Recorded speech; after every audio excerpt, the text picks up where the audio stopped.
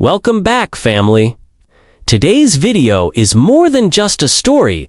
It's a reflection of the struggles, resilience, and strength of our community.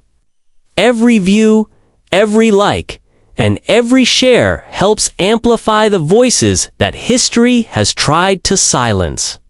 Together, we're not just watching, we're standing up against racism and injustice.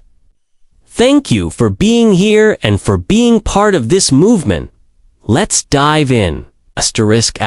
Encroachment. Marcus Bennett pulled into the quiet cul-de-sac just before dusk, the fatigue of his day's work beginning to lift as he turned off the main road and steered toward his home. The late summer sun slanted through the tall maples, casting long, golden shadows across the manicured lawns. He could almost hear his daughter Mia's laughter drifting out the open windows. And he pictured the warm, savory aroma of Denise's homemade casserole waiting inside. Finally, peace. But peace was not to be. A sleek black SUV dominated the end of his driveway, its rear tires half straddling the concrete apron and its front wheels pressing into the sidewalk. Marcus brought his car to a stop a few feet behind. He killed the engine and rubbed his temples, measuring the obstruction with narrowing eyes. It belonged, he knew at a glance, a Dukasong Da HOA's high-minded president whose zeal for neighborhood order masked a fierce sense of personal privilege. He took a deep breath and stepped out, the soft click of his leather loafers echoing against the clean pavement. Karen sat in the driver's seat, perfectly poised, scrolling through her smartphone. Her platinum blonde hair caught the last rays of sunlight. The gold HOA badge pinned to her blouse shimmered like a taunt. Squared his shoulders and approached her window. He knocked once. The glass rolled down, revealing Karen's sharply arched eyebrows and narrowed eyes. She paused her scrolling and met his gaze, coolly. "Good evening, Karen," Marcus began, voice measured. "You're blocking my driveway?" She lifted one perfect brow. "I have company coming," she said crisply, as though that explained everything. "They'll be here any minute." He pointed toward the street. "There's plenty of room there. I need to get my car inside." He swallowed a rising frustration. "I have an early meeting tomorrow. Could you please move?" Karen's lips curved into a faint, disdainful smile. "This is my driveway too," she replied. "I'll move it when I'm ready." Marcus closed his eyes for a moment, recalling Denise's earlier plea. "Stay calm. Don't antagonize her." He opened them again. "Respectfully, Karen, the HOA rules state, no vehicle may obstruct another resident's access. We share this space. Your guests can park on the street." He paused, then added gently, "I'd appreciate if you could move." The corner of Karen's mouth twitched. She leaned back, folding her arms. Silence stretched between them, broken only by the distant chirp of cicadas. Finally, she shrugged. "I'll take care of it later." "Later isn't soon enough," Marcus said, deliberately calm. "If I can't leave in the morning, it's a problem." Her gaze flicked to the name badge on his chest. Marcus Bennett, local architect and devoted husband, as if turning it into some hidden weapon. "Fine," she said at last, in that clipped tone of hers. "I'll get it done when I feel like it." She snapped the window shut, cutting off her own words. And the tinted glass slid up with a faint mechanical hiss. Marcus stood alone, heart pounding. He inhaled the humid air, forcing his shoulders down. He glanced at the mailbox's red flag, raised with unopened letters, and then at the offending SUV. He turned away before he could deliver another protest. Escalating now could backfire. Inside, the house greeted him with warmth. Mia streaked down the hallway, feet bare, clutching her favorite stuffed bear. "Daddy," she cried, flinging her arms around his legs. Her sudden joy cracked something open in him, softening his anger. Denise appeared at the kitchen doorway, wiping flour from her hands. Concern clouded her eyes as she met his. "Rough evening?" she asked, voice low. Marcus offered a tired smile. Karen Dawson's SUV again. He recounted the exchange. Denise's face fell, but she nodded. "They've done this before," she said softly. "I'm sorry, Marcus." He kissed her forehead, sorted. Mia tugged on his shirt. "Look, Daddy, my picture of our family." She thrust a crayon bright drawing into his hands. His daughter's wide grin and proud eyes reminded him of what was at stake. Their home, their sanctuary. He ruffled her hair and tucked the drawing into his pocket. After dinner, while Mia tackled math homework at the counter, Marcus retreated to his home office. He logged on to the HOA portal, downloading the covenants, clear rules on parking, on shared driveways, sections on obstruction and towing, jotting down notes. If Karen refused to comply again, he would present undeniable evidence. Later, he stepped onto the back patio for air and dialed an attorney friend who specialized in property disputes. They spoke quietly under the humming glow of a porch light. His friend recommended gathering timestamps, photographs, even witness statements. "Be professional," he advised. "You have the law on your side, use it thoughtfully." That night, as Denise slept beside him, Marcus lay awake, staring at the ceiling. He thought of Karen's smug expression, the silent injustice of the blocked drive. He thought of Mia's laughter and Denise's worried smile. He loved this neighborhood. They had chosen it for its quiet streets and friendly faces. But peace required respect, and respect had been shown one way. He resolved to defend their rights without losing his composure. He would document every incident, follow every rule, and insist on fairness. His sanctuary was worth protecting. Outside, under a silver moon, Karen's SUV remained a silent challenge. Marcus closed his eyes, determination rising like a tide. Tomorrow, he would begin in earnest, armed not with anger, but with patience, persistence, and principle. And he would not back down. Fractures. The next morning dawned hazy, the sky a pale sheet of gray over the quiet street. Marcus Bennett sat at the kitchen table nursing a cup of black coffee, the rim of the mug cold against his fingers. Denise hovered nearby, brushing a snag in her hair. Mia's school bus had just rolled down the block, its red lights blinking.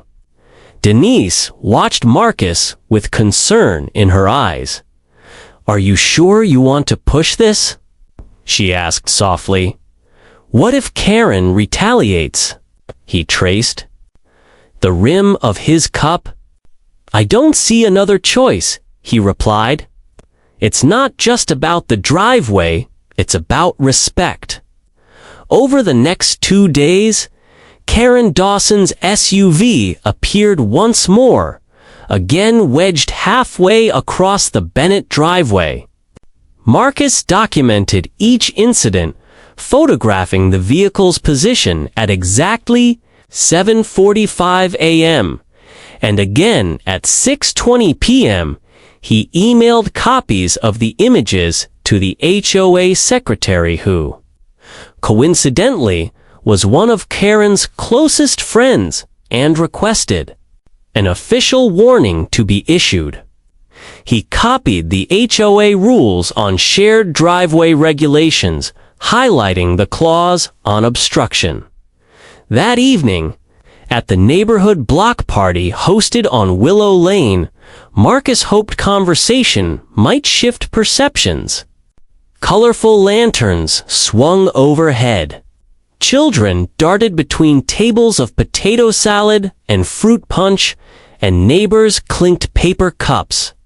He tracked down Marisol Chunda, only person on the board who had shown impartiality in past disputes. "Marisol," he said, lowering his voice, "did you receive my parking complaint?" She frowned, holding her cup tight. "Yes, but the board hasn't taken action. Karen says she'll move her car when she needs to, and nobody wants to cross her." Across the lawn, Denise stood by their picnic blanket with Mia, who giggled. As she chased after a balloon, Denise smiled at Marcus, but her eyes flicked warily toward Karen's Mercedes convertible parked neatly in front of another house. "What if she does something worse? Akuda," Denise murmured when Marcus joined her. He wrapped an arm around her shoulders. "I've talked to an attorney friend. I know my rights, but I'll proceed carefully." Denise leaned into him. "Promise me you'll be careful." That night, the tension lingered like a cloud. Lay in bed scrolling through HOA documents on his tablet, taking detailed notes. He emailed his attorney friend a summary, dates, times, photos, and the precise language of the covenants. His friend advised preparing a formal demand letter to be sent to Karen via certified mail. The next morning, Marcus printed it, a polite but firm request to cease blocking the driveway, a 24-hour deadline. And notice that failure to comply would result in towing at Karen's expense. He signed his name, sealed the envelope, and drove to the post office. By midday, the letter was dispatched.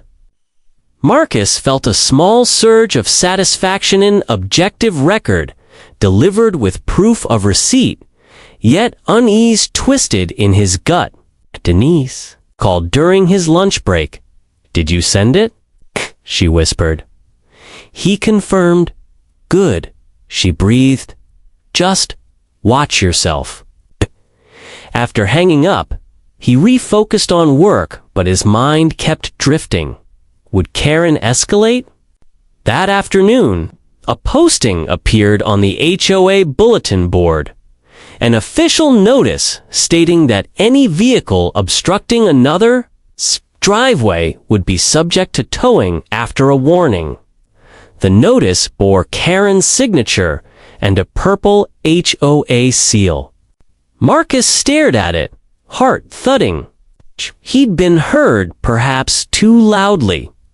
On one hand, fairness was now codified. On the other, Karen might view it as a personal affront. Late that evening, Marcus drove home under a sky streaked with orange and purple. He parked just inside the garage, which swung open smoothly for the first time in days. Denise was inside. Wiping dishes, Mia bounded over, clapping. "Daddy, your car made it in," she exclaimed. Marcus lifted her into his arms. Warmth bloomed in his chest, tempered by caution. Inside the living room, Denise guided him to the sofa. "The notice, it's good," she said. "But Karen will hate it." He nodded. "I know. Tomorrow, her car will be towed if she blocks." Again, Denise looked down at her hands. "I just don't want this feud." Marcus took her hand. "I don't either, but I can't ignore when our rights are trampled. If we give in now, what message does that send to Mia?" Denise raised her gaze. "I suppose you're right, Kay." That night, Marcus dreamed of the driveway, clean concrete, fractured by deep tire grooves like fissures in stone. He saw Karen's SUV perched on the edge, teetering. He tried to push it free, but it wouldn't budge. Then he awoke with a start, the dawn light pale at the window. He rose and walked to the hallway mirror. His reflection looked determined but tired. He straightened his tie for work, steeling himself. The following morning, as he backed his car onto the street, he glimpsed Karen's SUV creeping into his driveway. He took a deep breath and stepped onto the sidewalk. He raised his hand in greeting. Karen rolled down her window. Her lips tightened. Before he could speak, she said, "Your rules don't apply to me." Marcus squared his shoulders, recalling every document he'd studied, every recommendation from his attorney friend, and the HOA bulletin board notice.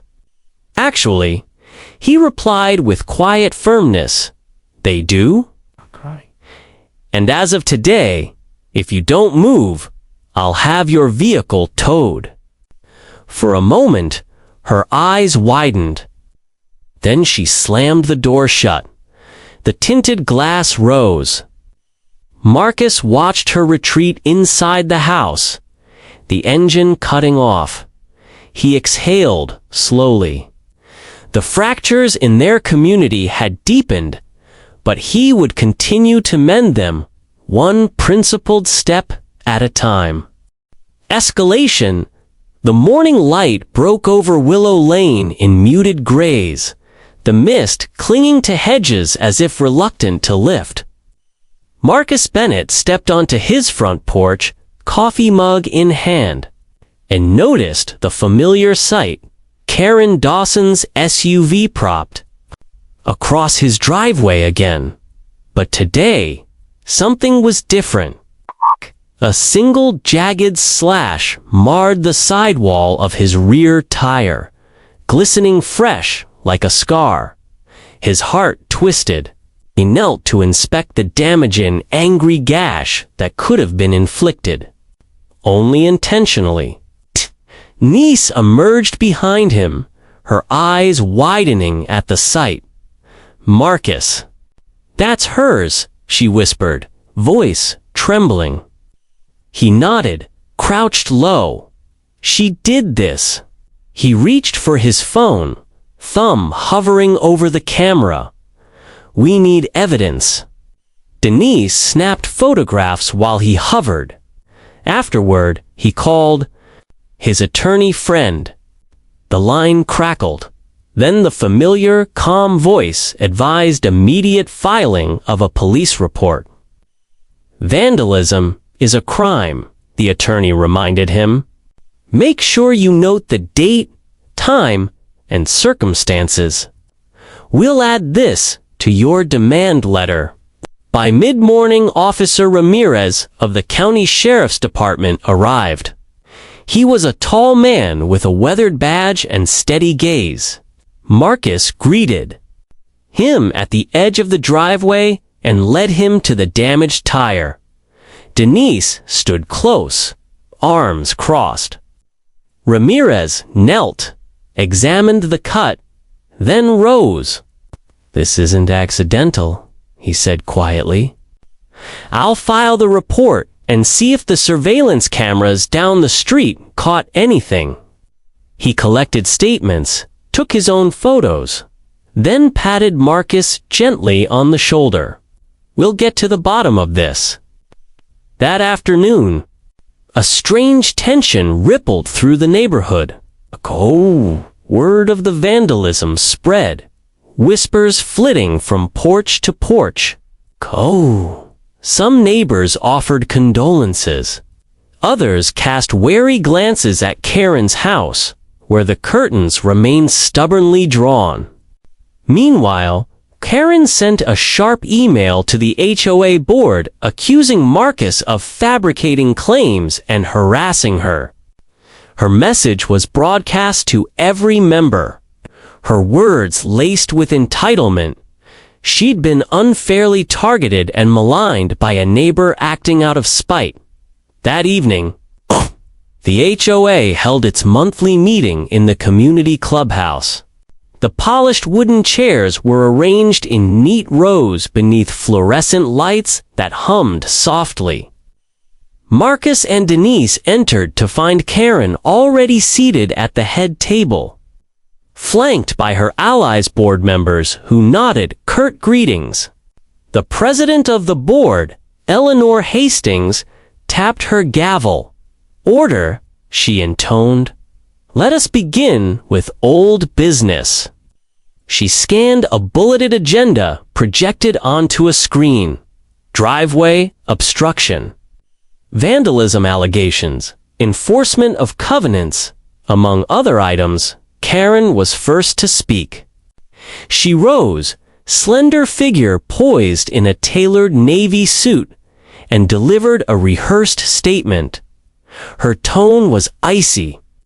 "I regret that Mr. Bennett claims vandalism occurred," she began, "but I maintain that he has provoked these issues himself by lodging baseless complaints. I request the board cease entertaining his grievances without substantial proof, okay?" She lowered herself and fixed her gaze on Marcus, as if daring him to protest. "Okay?" He inhaled, then waited for the board's response. Eleanor cleared her throat. "Karen, we received the police report documenting tire damage." She gestured to a printout in her hand. Officer Ramirez confirmed intentional slashing.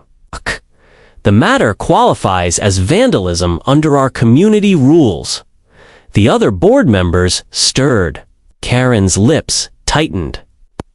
"Even so," she said, voice trembling slightly, "I believe the homeowner should not resort to towing or fines in retaliation." She paused, then added sharply, "Pose that Marcus Bennett be fined for repeatedly contacting the HOA and involving outside authorities." Murmur rippled through the room. Denise pressed her hand to her chest. Marcus stood, feeling the weight of stares. "With all due respect," he said calmly, "I did not request police involvement lightly. The damage to my property was deliberate. My only recourse was to protect my family and our home. Asking the HOA to enforce its own rules is neither harassment nor retaliation." He met Karen's glare without flinching. A hush fell as the board conferred. After whispered deliberations, Eleanor returned to the podium. Her expression was stern. "The board has decided, 1. To issue Karen Dawson a final warning regarding obstruction and to authorize towing for any future violations at her expense. 2. Regarding the vandalism, we recommend Mr. Bennett direct further inquiries to law enforcement, as the HOA cannot adjudicate criminal acts. Lastly, with respect to fines, we will not penalize Mr. Bennett for legitimate requests. The gavel struck twice, echoing dot as the meeting adjourned. Tensions remained taut. Karen stormed out without a word. Her allies followed in silent solidarity. Kuas and Denise lingered as neighbors offered quiet nods of support. Mia tugged at her father's hand, tugging him toward the door. On the walk home, Denise looped her arm through his. "You did the right thing," she whispered.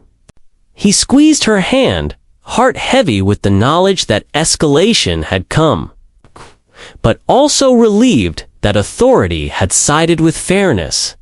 Later that night, Koa updated his files, scanned meeting minutes, the police report, the meeting vote. He drafted a polite letter to the HOA, thanking them for impartial enforcement. He felt the rancor rising within him, but he tempered it with resolve. The fractures in their community had deepened, but his principles remained intact. Tomorrow, he would continue the fight, armed with evidence, legal counsel, and the support of neighbors who believed that justice, however delayed, could yet prevail.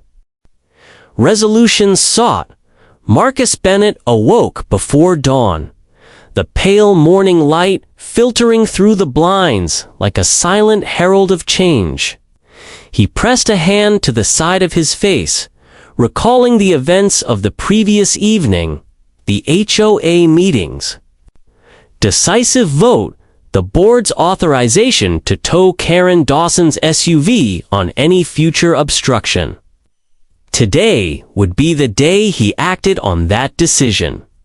He slipped into his dress shirt and tie with deliberate care, mindful of the composure he needed to maintain. Denise joined him in the kitchen, her brow furrowed but resolute. Over coffee, they reviewed their plan one final time. Marcus would call the approved towing company immediately. Provide them with the HOA's written authorization, and schedule a pickup for any vehicle blocking their driveway after 8 a.m. He set his mug down and nodded. "I'll handle it," he said. Denise reached across the table and squeezed his hand. "Just be prepared for fallout," she warned softly. At 7:30 a.m., Marcus dialed the dispatcher at Whitley's towing service, citing the HOA resolution and the VIN number of Karen Dawson's black SUV.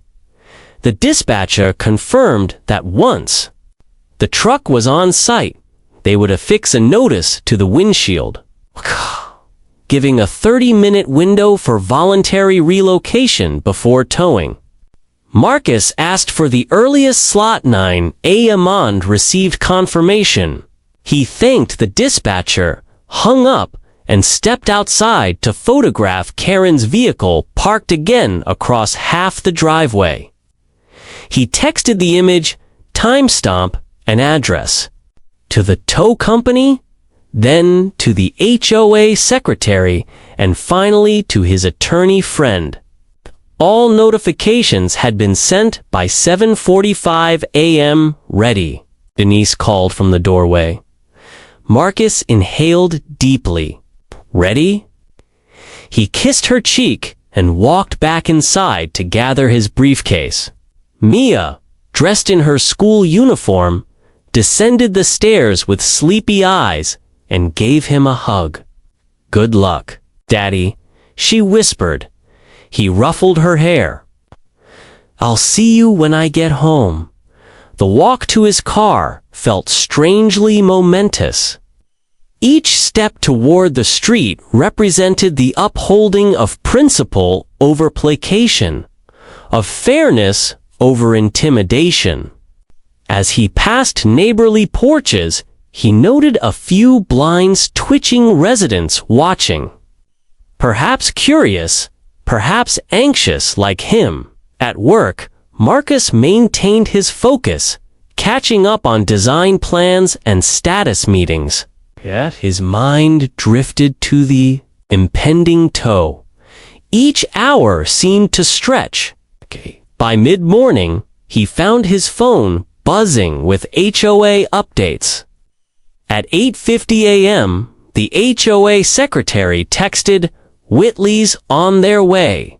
10 minutes." Marcus replied with a thumbs-up emoji, then closed his laptop. He excused himself and headed outside, where a small crowd had gathered by the sidewalk. Some neighbors leaned on their mailboxes, exchanging quiet comments. A moving tow truck materialized. At the end of the block, its amber lights reflecting off nearby windows. The driver, a burly man in a neon vest, climbed down and strode toward Marcus. "You, Mr. Bennett?" the driver asked, voice low but friendly. Marcus affirmed. The driver produced a copy of the HOA tow authorization, complete with signatures and the community seal.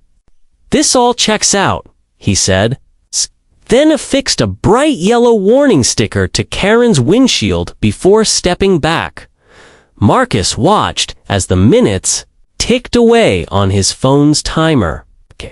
At 9:25 a.m., the tow driver climbed into the truck and transmitted another signal. The truck's hydraulic arm lowered, hooked the SUV, and lifted it effortlessly onto the flatbed. The engine revved, and at 9:27 a.m., Whitley's towing rolled away with Karen's vehicle in tow. A ripple of quiet approval passed through the small audience of neighbors. Denise appeared at his side, hand slipping into his. "You did it," she murmured. Marcus nodded, though his stomach fluttered with unease at what would come next. "The first step is done," he said. He returned home shortly after and parked inside the now clear driveway. As soon as his car door clicked, his phone chimed with notifications, a flurry of HOA emails, neighbor texts, and an unexpected ping from Karen's social media feed. Curious, Marcus opened the feed. Karen had posted a scathing complaint, accusing him of publicly humiliating a fellow homeowner and weaponizing HOA rules. Her post included a photograph of her empty driveway, captioned, "Fair housing." More like fair game. "Today I learned you can be fined and towed for simply parking near your own home." Comments ranged from outraged solidarity to cautious neutrality. Marcus closed the app. He recognized this as her defensive pride, wounded by losing her unilateral control. He didn't respond. Instead, he drafted a measured comment on the HOA bulletin. "The community rules apply equally to every homeowner. Enforcement serves the collective interest." He posted it and then muted the thread. There was no need to engage further. Word of the tow spread quickly. On the block group chat, supportive messages arrived from neighbors. Finally, some accountability. "Well done, Marcus. Good to see rules enforced. About time." A few, however, urged caution. "Be careful. Karen's not one to back down." Denise and Mia hugged him that evening, proud but worried. Marcus kissed them both. "Okay," he assured them. "This affects more than just us. It's about fairness for everyone." Over the next days, Marcus fielded more HOA correspondence. The board issued a reminder that all homeowners must comply with parking regulations and that any further violations would incur escalating fines. Karen's towing fees were billed to her account. Marcus noticed, with a stab of regret, that his resolution had inflicted real financial strain on his neighbor. Still, he reminded himself of the the threats, and the principle of shared space. In quiet moments, he revisited his original goal. Not vengeance, but respect. He longed for neighborhood harmony block parties where everyone felt welcome. Hedges trimmed not in fear, but in friendly cooperation. He envisioned a community where disagreements could be resolved without escalation. He also knew some battles required firm action before arriving at that ideal. Late one afternoon, Marcus crossed paths with Marisol Chen, who smiled at him across the street. "Thank you for standing up," she said softly. "Without your courage, nothing would have changed." Marcus returned her smile. "We're all in this together," he replied. "Rules aren't burdens, they're protections." Marisol nodded. "I hope Karen sees that too." He shrugged. "I hope so."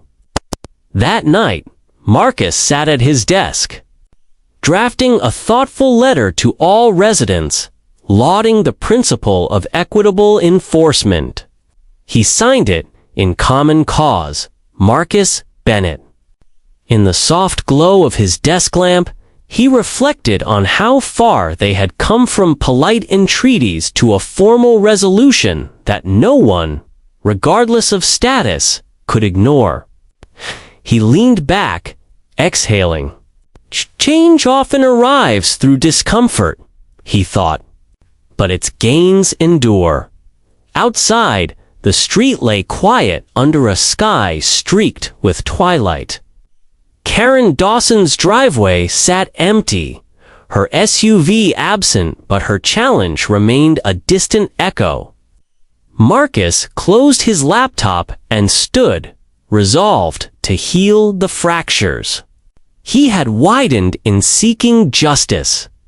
Tomorrow, he would extend olive branches, a polite note to neighbors, an offer to host the next block party. A reminder that community thrives on both rights and respect. And as he switched off the lamp, Marcus Bennett felt the burden lift slightly.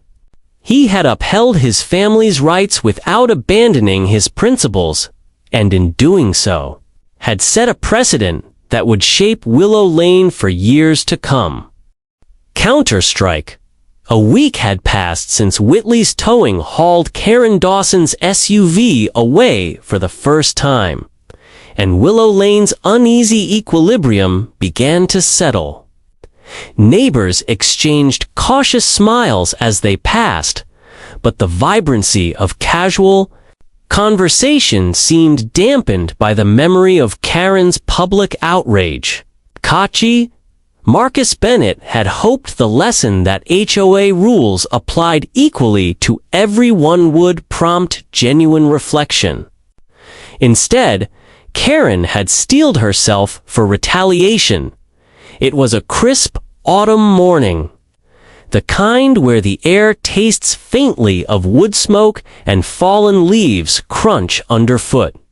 Marcus stepped onto his driveway at precisely 7:30 a.m., briefcase in hand, ready for work. His vehicle sat snugly inside the garage, clear evidence that the towing resolution worked.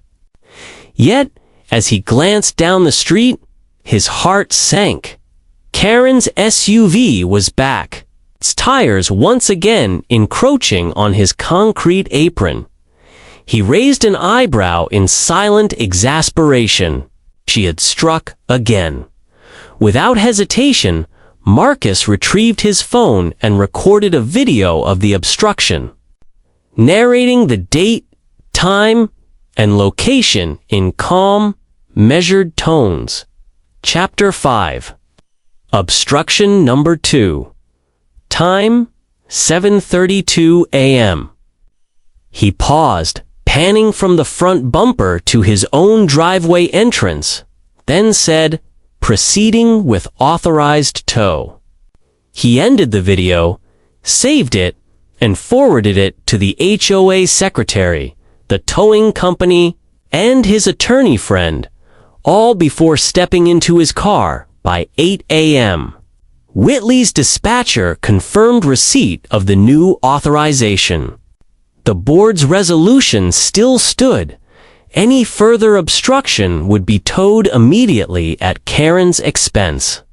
Before heading to his office, Marcus sent one last text to Denise. Second tow scheduled at 9 a.m. Kay pressed send, exhaled, and drove off. Meanwhile, across the street, a small knot of neighbors had gathered to watch. Marisol Chen clutched her thermos, exchanged a meaningful look with Mr. Patel next door, and waved as Marcus drove away. "We've got your back," she mouthed. As the clock approached 9 a.m., Marcus sat at his desk, his mind fixed on the driveway. He resisted the urge to refresh his phone constantly. Instead, he focused on his architectural plans, revising blueprints for a community garden project. He thought of how, after this conflict, he wanted to propose planting native flowers in the unused strip beside the cul-de-sac. Something to bring residents together once the storm passed. At 8:50 a.m., his phone buzzed. Truck en route, ETA 10 mins. Marcus nodded to himself. At 9 a.m., more notifications arrived. Warning sticker affixed. Countdown started. He opened the HOA portal to re-review the towing rules while waiting out the 30-minute window. Half an hour later, it's 9:30 a.m., another ping. Vehicle hooked. Departing now. Marcus smiled a tense satisfaction as he watched the tow truck's amber lights recede down the block. He raised a coffee mug from his desk drawer in a small, victorious toast. Yet triumph tasted bitter. Almost immediately, replies and alerts began cascading in. Karen had unleashed a furious social media blitz, painting herself as a victim of systematic harassment. She tagged local news outlets, threatened legal action, and demanded an apology from the HOA board, insinuating racial bias in their enforcement. Her post included a black and white photo of the empty driveway, accompanied by a caption, "Another sunny day on Willow Lane, where shared driveways mean my property rights are non-existent." The neighborhood group chat exploded. Some neighbors expressed support for Marcus. Others worried that the escalating feud would invite outside scrutiny and media attention. Hardly the quiet life they'd signed up for. Denise found Marcus in the garage when he returned home for lunch. She placed a hand on his arm. "I'm proud of you," she said softly, "but I'm scared of what this is turning into." He nodded, taking her hand. "I know, but I promised." I'd stand up for our family's rights and hers. He brushed a kiss on her forehead. "I hope this is the last tow." Over the next day, the HOA board convened an emergency session via video conference. Marcus joined the call, curious. About the agenda, Eleanor Hastings, the board president, spoke first. We have received multiple messages from members expressing concern that this matter is spiraling out of control. We must discuss next steps. Marisol chimed in. Marcus followed the rules meticulously. Karen chose to ignore them. Mr. Patel agreed. The board made a clear decision. We shouldn't revoke that resolution. But another board member, Janet Liu, cautioned, if this escalates to a lawsuit, we could be liable. Perhaps we should mediate a truce. The conversation stretched as legalities were debated. Marcus listened patiently, then said, I respect the board's concerns. I'd prefer not to drag this into court. I'd even be open to a mediated discussion with Karen provided she acknowledges the rules apply to her as well. Eleanor nodded. We can arrange it. That afternoon, a mediator from the HOA's conflict resolution service reached out to schedule a meeting for the following week. Marcus agreed, though his stomach churned at the idea of sitting across from Karen. That evening, as the autumn sun dipped low, Marcus reflected on the week's events. His plan for a community garden needed to wait. First, they had to restore civility to Willow Lane. He jotted down ideas in his notebook. Neighborhood potluck, garden planning group, kids' art show in the clubhouse. Each idea was a small olive branch sievers to heal the rifts born of principle.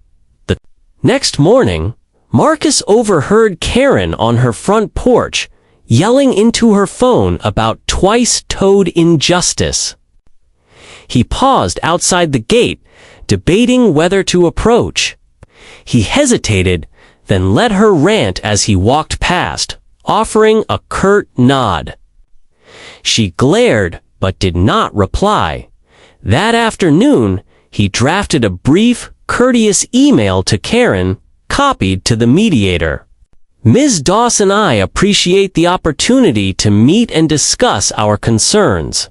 My goal remains a respectful, neighborly resolution that honors the HOA's rules while fostering harmony. I look forward to finding common ground. He hit send, then exhaled heavily, as sunset painted the sky in streaks of mauve and gold. Marcus finished his day by walking the quiet street. Leaves skittered along the pavement. He paused at the center of the cul-de-sac, imagining laughter drifting from a future block party. Cars parked neatly in driveways, childhood games played without fear or resentment. He clenched his fists not in anger, but in resolve. Deep down, he believed that justice required action, but community required compassion. The second toe was not a victory lap. It was a statement that boundaries mattered. Now, it was time for dialogue. And as the final light faded, Marcus Bennett felt the weight of his next challenge settling around him, the mediated conversation with Karen Dawson. He knew tensions would flare, words could wound, and history could color every sentence. But he trusted in the process, in his own integrity, and in the hope that common ground could emerge from conflict. Tomorrow, he would prepare viewing HOA bylaws, rehearsing calm responses, and reminding himself that beneath all the acrimony, they were still neighbors, sharing the same street, the same aspirations for home. And with that thought, he turned for home, readying himself for the counterstrike of words that would follow the counterstrike of toe hooks. Community lines, Autumn's chill deepened as November approached, and the crisp air carried the scent of fallen leaves and wood smoke. Willow Lane seemed to shiver under the changing season, its hedges trimmed stark against bare branches, its sidewalks littered with copper and gold. For Marcus Bennett, the events of the past weeks weighed heavily. He could still feel the tension in his shoulders whenever he passed Karen Dawson's house, shuddered and foreboding across the street. Yet, beneath the surface unease, something new was stirring. Small clusters of neighbors began to reach out to him, quietly. One by one, Mrs. Chen stopped him on her porch after her morning walk. Mr. Patel caught him at the mailbox. A few others lingered in the cul-de-sac, voice lowered, asking whether there was anything they could do to help. Their solidarity surprised Marcus, a quietness, but instead discovered a quiet yearning for fairness and for ending the feud. One Saturday afternoon, Marcus invited a handful of neighbors into his living room for coffee and conversation. Denise baked cinnamon apple muffins, filling the house with warmth. Marisol Chana, retired schoolteacher, brought a thermos of spiced tea. Tony Ramirez and his wife Lila carried a plate of savory pastries. Even Mr. Patel, the stoic engineer next door, showed up with a container of pumpkin bars. They gathered around the coffee table, seated on sofas and folding chairs, hesitant but eager. Marcus began, voice steady. "Thank you all for coming. These past weeks have been hard on everyone. Our neighborhood thrives on cooperation, and right now, that's broken. I want to find a way forward, one that upholds our rules, but also rebuilds our sense of community." Marisol nodded. "We've seen the damage both to property and to trust. Oh, but there's goodwill here. People want to be fair." Leela spoke up. "We don't want litigation or media attention. We want peaceful resolution where everyone follows the same rules," Tony added, "and where nobody feels singled out because of who they are." Marcus felt a surge of gratitude. Exactly. The principles at stake are equality and respect. "I'd like to form a neighborhood alliance, a group of homeowners committed to ensuring fair enforcement of HOA covenants and to mediating disputes before they escalate." They spent the next hour brainstorming. They drafted a basic charter. Members would pledge to enforce parking rules impartially, to bring issues to the HOA board through documented channels, and to support mediation before towing or fines. They agreed to host monthly alliance meetings at rotating homes to discuss concerns and propose constructive solutions, whether about landscaping guidelines, holiday decorations, or driveway sharing. By evening, Marcus had the beginnings of a coalition. Marisol, the Ramirez family, the Patels, and 2 other households. He felt buoyed by their commitment. As he walked them to the door, he glanced across the street at Karen's darkened windows. If even 1 or 2 other voices joined their alliance, perhaps the board would feel real pressure, not just from him, but from a broad cross-section of residents. That Sunday marked the first monthly alliance meeting. Seated around the Ramirez family's oak dining table, they reviewed their charter and discussed plans. Denise Bennett, arrived with hot cider and kale salad. The conversation ranged from proposals for a community garden in the vacant lot behind the clubhouse to ideas for a holiday potluck. They debated signage for shared driveway reminders, agreed to print polite reminder cards to leave on offending vehicles, and even drafted an optional online forum for reporting minor infractions before escalating to towing. As dusk fell, Marcus felt a spark of optimism he had not felt since the first confrontation with Karen.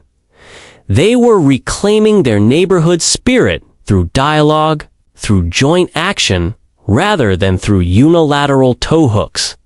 On Monday morning, he strode down the street to the HOA board meeting. The clubhouse was quieter than their earlier sessions, no fuming crowd, no hushed tension. Eleanor Hastings, the board president, greeted him with a nod. "I understand you have an update," she asked. "I do," Marcus replied. "I've formed a neighborhood alliance comprised of homeowners dedicated to fair enforcement and constructive mediation. We'd like the board to recognize our group, officially perhaps, by granting us a seat at monthly HOA meetings to ensure consistent communication." Eleanor exchanged a glance with the secretary. "That's interesting approach." She flipped through her notes. "We've struggled with narrow perspectives on this issue. If there's genuine willingness from several households, this could help reduce conflict. Do you have documented support?" Marcus handed over a sign-in sheet from the Alliance's first meeting, bearing 8 signatures. Eleanor's expression softened.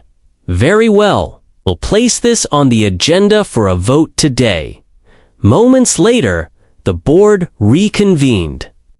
Karen Dawson, elegantly attired, hair perfectly coiffed, sat at the head table, flanked by her steadfast supporters. She glanced up at the document in Eleanor's hand, then at Marcus, lips flattened. Eleanor addressed the board. "We have a proposal from Mr. Bennett, recognition of the Neighborhood Alliance with an advisory seat in HOA meetings." The Alliance represents 8 households so far and pledges to assist in mediation and ensure consistent rule enforcement. Karen rose immediately. "This is unnecessary," she said in a clipped tone. I am perfectly capable of resolving my own disputes. I do not need a self-appointed group meddling in HOA business." Marisol, seated among the audience at the back, stood and responded firmly. "With respect, Ms. Dawson, this alliance is not about meddling. It's about shared responsibility. The goal is to keep disagreements from turning into vandalism or repeated towing. We all have a stake in preserving neighborhood harmony." Karen's face darkened. A tense silence followed. Finally, Eleanor called for a vote. Hands went up around the board table, 7 in favor, 2 opposed. The motion carried. Karen's protest was muted. She did not attempt to block the result. Instead, she folded her hands primly and said nothing. Marcus exhaled, and a wave of relief washed over him. After the meeting, members of the Alliance filed outside. Marisol hugged Marcus's arm. "This could be the turning point," she said. "Now, we need to make good on our promises." Denise appeared with coffee thermoses from her car. "Celebratory round 2?" she asked. Marcus smiled. "Best idea yet." "Okay." Over the next week, the Alliance launched several initiatives. They printed gentle reminder flyers explaining shared driveway etiquette, which they placed on mailboxes. They drafted an online form for occupants to request mediation. If they had a minor grievance, be it a barking dog or an encroaching shrub, Marcus liaised with the tow company to draft a clear flow chart. Warning, mediation offer, final warning, towing. He forwarded it to the HOA secretary for official distribution. Yet Karen remained conspicuously distant. She did not respond to mediation requests nor attend Alliance meetings. Her SUV still appeared in the Bennett driveway from time to time, though less brazenly. Sometimes a tire would nudge the apron line, but never enough to trigger automatic tow. It was a grudging compliance, a way to assert superiority without full capitulation. One crisp morning, as Marcus retrieved the mail, he noticed a small white envelope taped to his front door. Inside was a handwritten note from Karen.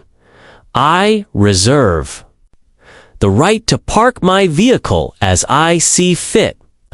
Your so-called alliance has no authority over my property. KK. Marcus read it twice, then tucked it into his pocket. He felt a flicker of disappointment, but no anger. The alliance had made progress.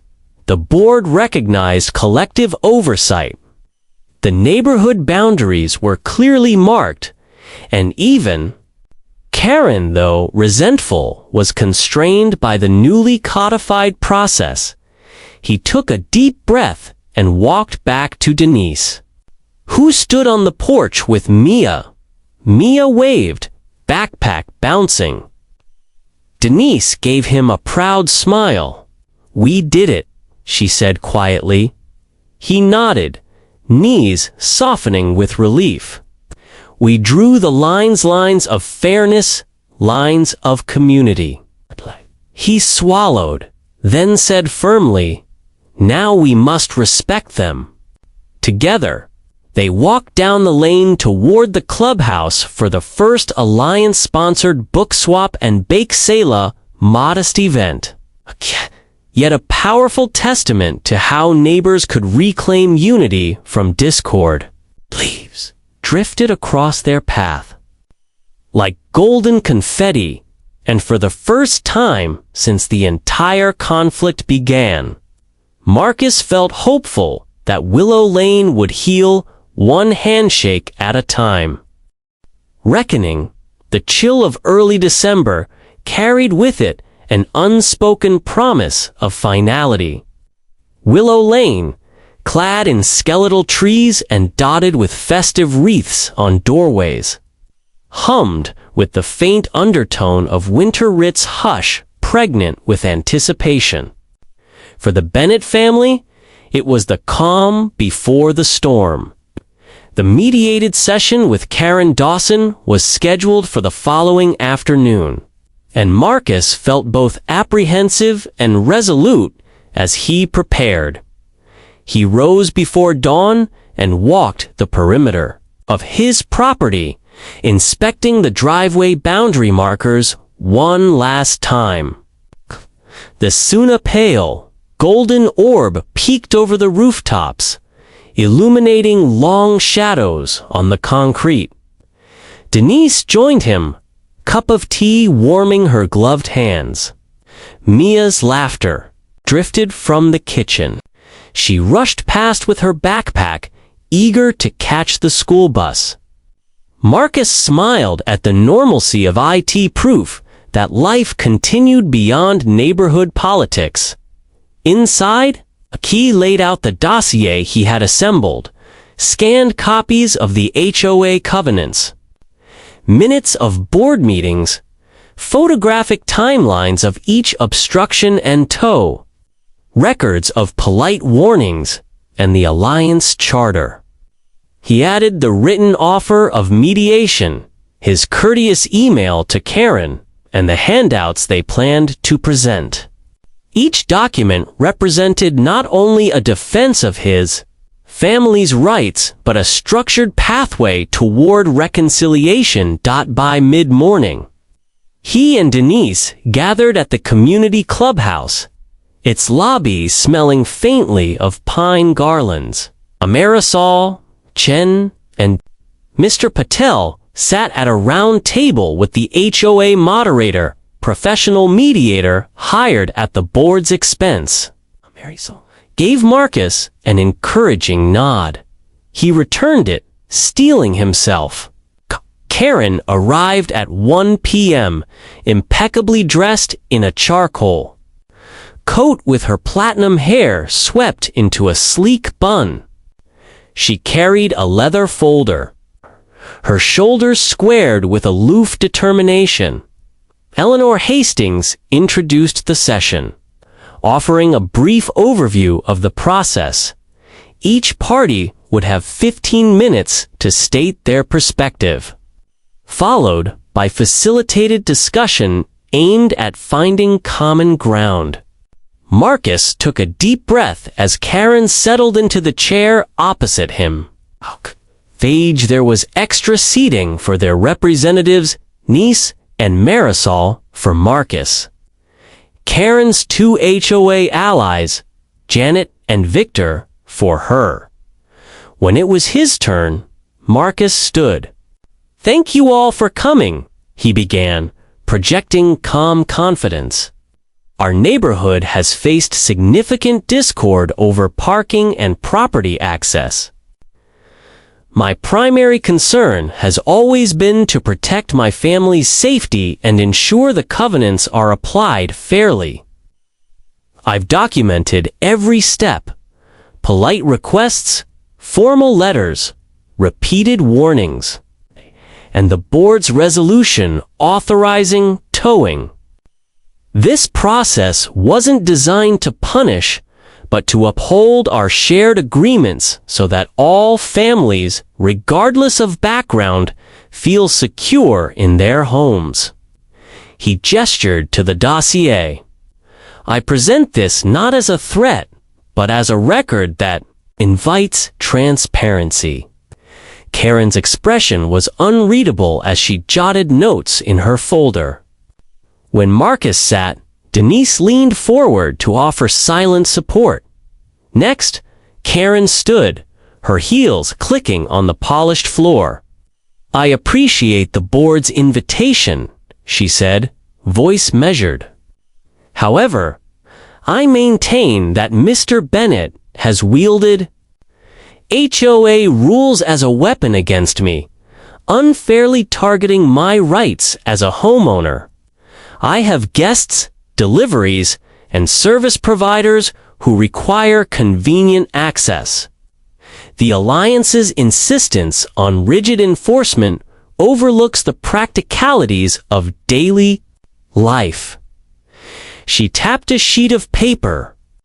"Here are records of my guests' arrival times, postal logs, and yard service schedules, proof that I require driveway access at various hours. I object to the assumption that my requests for flexibility equate to entitlement." A murmur rippled through the other attendees. The mediator, a poised woman in a soft gray sweater, raised a hand. "Thank you, Ms. Dawson. Let's explore potential compromises. Mr. Bennett, how might you address her concerns about necessary parking flexibility?" Marcus considered carefully. I respect that homeowners have occasional needs beyond street parking," he said. "I propose posting a clearly visible sign at the driveway entrance stating, 'Authorized parking only, please notify homeowner for access.'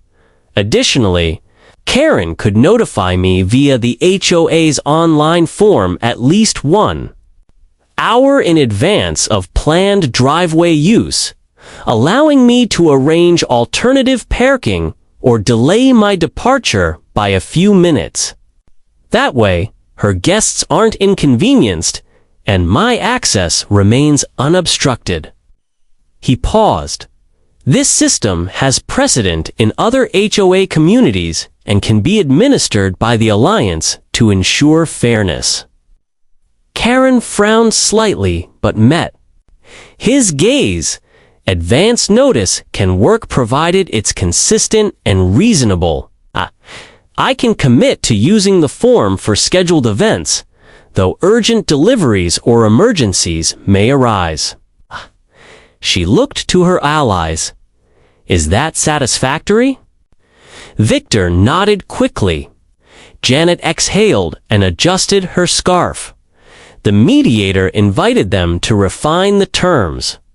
Over the next hour, the group negotiated specific details: how to handle same-day requests, who would monitor the online form, the timeline for response, and a fallback provision allowing either party to call the tow company in extraordinary circumstance subject to post-action review by the Alliance to guard against abuse. They agreed on language for a flyer to be distributed to all residents, mapping out the new procedure for shared driveway parking. Near the end of the session, Monica Neighbor, who rarely spoke, raised a hand.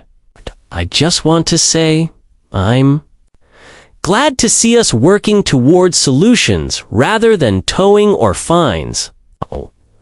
My own experience with a blocked driveway last year was resolved through good communication. And I'd love to see more of that here." The room softened. Nods of agreement passed through the participants. Finally, the mediator summarized the agreement: a mutual notification system using the HOA portal, a visible driveway sign, Alliance oversight to ensure equitable handling, and a review process for exceptional cases. Both Marcus and Karen, along with their representatives, read and signed the document. As pens clicked, a collective exhale rippled through the room. Outside, the sky had slipped into twilight, and the clubhouse's wreaths glowed with tiny white lights. Marcus and Denise lingered, gathering their things. Karen approached them, her expression inscrutable. Marcus straightened, bracing for confrontation.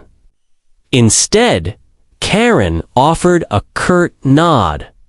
"Thank you for your cooperation," she said quietly. Marcus inclined his head. Likewise, Denise managed a polite smile. "Gah." Then Karen turned and walked away, followed by Janet and Victor. That evening, as the Bennetts prepared dinner, Marcus reviewed the signed agreement. Mia raced by on a school project mission, brimming with excitement over a class play. Denise slipped an arm around his waist. "We did it," she whispered. "I feel hopeful." He kissed her temple. "Only the beginning. Now we have to follow through." Over the next days, the Alliance produced the driveway sign and flyers, distributed them to mailboxes, and updated the HOA portal's notification feature. Karen parked with care, submitting requests before using the Bennett driveway. Marcus, in turn, coordinated his morning departures with the Alliance's online schedule. The friction smoothed into a new rhythm. Respectful communication replaced unilateral action. One frosty morning, Hux found a small gift bag taped to his front gate. Inside sat a box of artisanal chocolates and a handwritten card. "Thank you for your patience and willingness to compromise, Katie." He showed it to Denise, who beamed. Progress, she said. Okay. Marcus nodded, savoring the gesture. The sweet bite. As December deepened into winter, the neighborhood's tension thawed. Christmas lights blinked along rooftops, carolers strolled by, and the shared driveway sign gleamed like a beacon of common ground. Marcus reflected on the journey from encroachment to escalation, from toes to alliance, and through the crucible of mediation. He realized that true justice lay not in victory but in mutual understanding. Outside, a gentle snow began to fall, blanketing Willow Lane in silence. Street lamps cast halos on the glistening pavement. Marcus stepped onto his porch, watching flakes drift down. He drew a deep breath of frosty air and whispered into the night, "We've reached our reckoning and emerged stronger." And somewhere across the street, Karen Dawson watched too, her own breath visible in the cold, acknowledging the fragile peace they had forged together. Closure. Winter's hush settled over Willow Lane like a blessing. A light blanket of snow muffled footsteps and softened the edges of hedges, transforming the familiar street into something serene and new.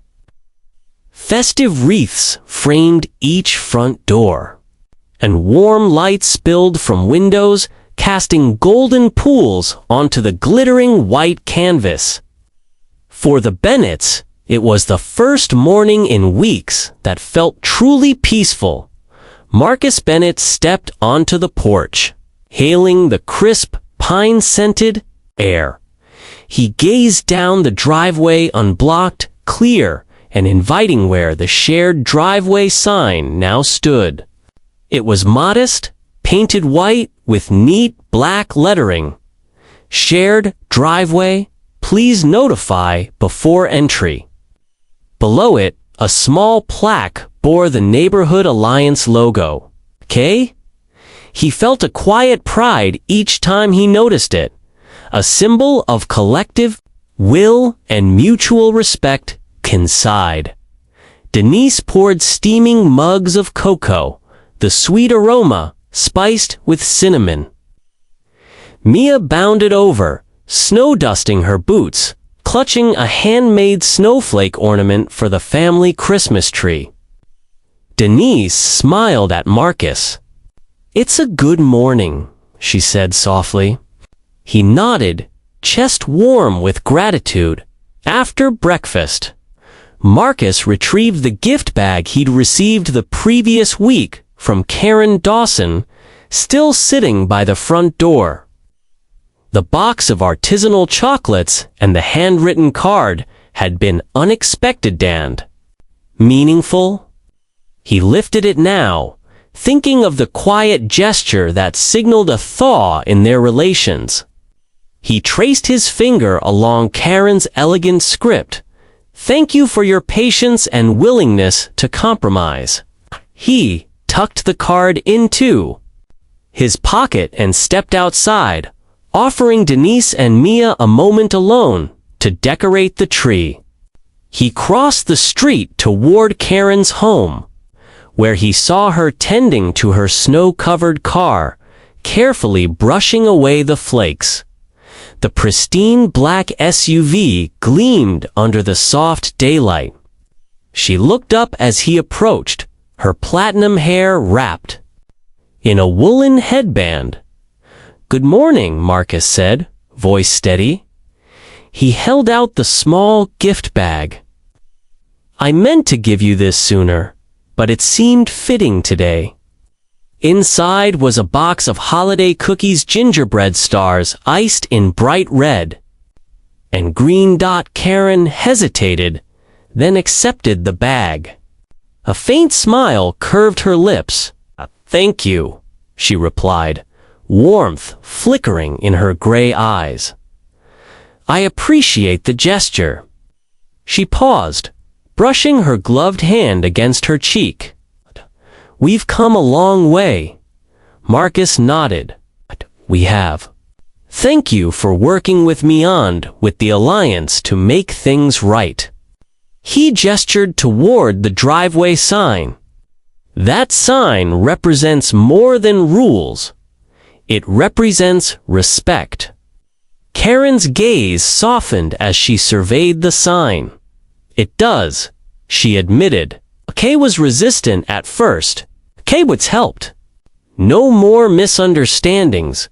No more toes. She rubbed her arm against the cold.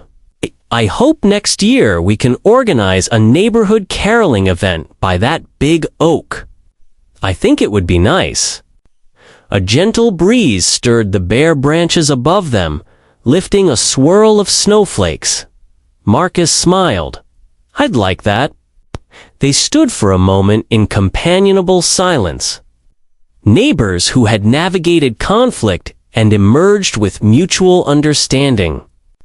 Then Marcus turned and walked back home, pockets jingling with the gift card and satisfied hope inside. The house brimmed with laughter and song. Mia danced around the tree, hanging her snowflake ornament among strands of twinkling lights. Denise draped a garland of holly across the mantel, anchoring the room in festive cheer. Marcus joined them, placing the final star atop the tree. As he stepped back, the room glowed with a gentle radiance that seemed to reflect the warmth between neighbors. Later that afternoon, the first snowman of the season rose in the front yard, a trio of perfect snowballs trimmed with a carrot nose and coal eyes. Marisol Chen and the Ramirez family joined the Bennetts, bundling up in scarves and mittens. Laughter echoing down the street. Mr. Patel strolled over with hot apple cider, roses of steam drifting skyward. Even Karen emerged from her home, bringing a platter of cookies and a thermos of cocoa. The families greeted one another with shy smiles that blossomed into full-faced warmth. Under the soft gray sky, they built a circle of snowmen side by side. Metaphor in white, each crafted by different hands, yet united in purpose. Children squealed as they rolled snowballs. Adults chatted about holiday plans, work projects, and hopes for the coming year. No driveway disputes interrupted their joy, only the shared delight of community as dusk settled. The holiday lights blinked on across Willow Lane. The neighborhood's collective creation, the snowman circle, stood illuminated by porch lights and street lamps, casting long shadows on the fresh snow. Marcus surveyed the scene, heart full. The Alliance's charter had been fulfilled. Rules had been honored, conflicts resolved. Relationships repaired. Inside later that evening, Denise and Mia nestled on the couch with a festive movie playing quietly on the television. Marcus settled beside them with a cup of tea. He reflected on the journey, the first tense confrontation, the tire slash, the toes, the mediation, the alliance, and finally, the thaw of goodwill. He understood that rights and rules were essential, but that kindness and communication were the bedrock of true harmony. Mia looked up at her father, eyes bright. "Dad, this was the best Christmas ever," she declared, hugging him. Denise laid her head on his shoulder and sighed contentedly. Marcus smiled, wrapping an arm around them both. Outside, the snow fell silent and steady, blanketing the world in peace. Willow Lane, once fractured by pride and entitlement, now pulsed with the quiet heartbeat of camaraderie. The road ahead would surely bring its share of challenges new homeowners.